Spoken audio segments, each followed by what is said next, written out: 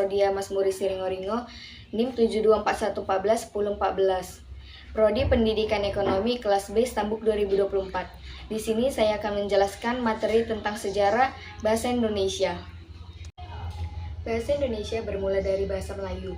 Penggunaan bahasa Melayu sebagai lingua franca atau bahasa perhubungan di Nusantara telah berlangsung sejak abad ke-7. Saat itu, bahasa ini menjadi alat komunikasi penting di antara para pedagang, ulama, dan penguasa dari berbagai suku bangsa.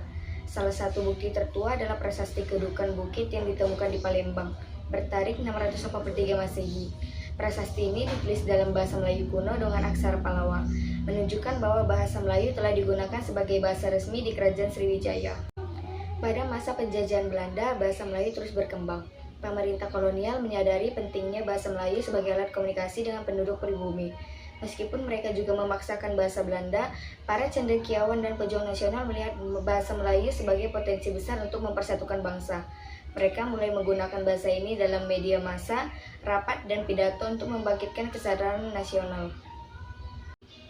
Titik balik terpenting dalam sejarah bahasa Indonesia terjadi pada 28 Oktober 1928 saat Kongres Pemuda II diselenggarakan. Dalam peristiwa yang dikenal sebagai Sumpah Pemuda ini, para pemuda dari berbagai daerah mengikrarkan 3 janji. Salah satunya, kami putra dan putri Indonesia menjunjung bahasa persatuan, bahasa Indonesia. Pernyataan ini secara resmi menetapkan bahasa Melayu sebagai bahasa nasional dengan nama baru, Bahasa Indonesia.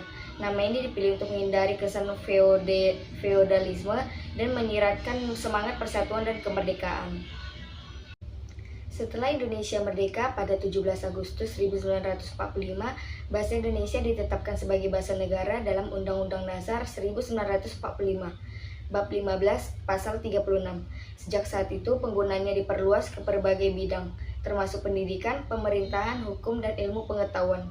Ejaan bahasa pun mengalami beberapa kali perubahan untuk disesuaikan dengan perkembangan. Salah satu yang paling signifikan adalah ejaan yang disempurnakan pada tahun 1972, yang menyatukan standar penulisan bahasa Indonesia dan bahasa Malaysia. Meskipun saat ini sudah diperbarui menjadi pedoman umum ejaan bahasa Indonesia, hingga kini bahasa Indonesia terus berkembang. Ia menyerap kata-kata dari bahasa daerah dan bahasa asing, menjadikannya bahasa yang kaya dan dinamis. Perkembangan teknologi dan media sosial juga berperan besar dalam menyebarkan dan memodifikasi penggunaannya. Bahasa Indonesia bukan sekedar alat komunikasi, melainkan juga simbol identitas dan persatuan bangsa.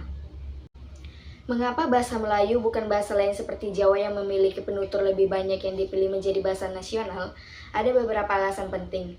Sudah menjadi lingua franca sejak berabad-abad, bahasa Melayu telah menjadi bahasa perhubungan perdagangan dan agama di seluruh Nusantara.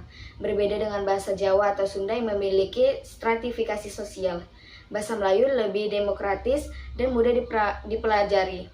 Sistem yang sederhana, bahasa Melayu tidak memiliki tingkat bahasa atau perubahan bentuk kata yang rumit. Tata bahasanya yang lebih sederhana membuatnya mudah dipelajari oleh berbagai suku bangsa. Dukungan pahlawan nasional, para tokoh pergerakan nasional seperti Ki Hajar Dewantara dan Muhammad Yamin sudah menggunakan bahasa Melayu dalam perjuangan mereka. Mereka melihat bahasa ini sebagai simbol yang mempersatukan, bukan memecah belah, sehingga tidak ada dominasi satu suku atas suku lain. Perkembangan bahasa Indonesia tidak lepas dari peran sastra dan media massa. Pada awal abad ke-20, Balai Pustaka, sebuah penerbitan yang didirikan Belanda, menerbitkan banyak novel berbahasa Melayu. Meskipun awalnya bertujuan untuk mengontrol sastra pribumi, novel-novel seperti Siti Nurbaya, karya Mara Rosli, justru memperkaya perbendaharaan kata dan struktur kalimat bahasa Indonesia. Selain itu, media massa seperti surat kabar dan majalah yang menggunakan bahasa Melayu Tionghoa juga memainkan peran penting. Mereka memperkenalkan bahasa Melayu ke publik yang lebih luas dan membangkitkan kesadaran politik. Di era modern, bahasa Indonesia terus beradaptasi.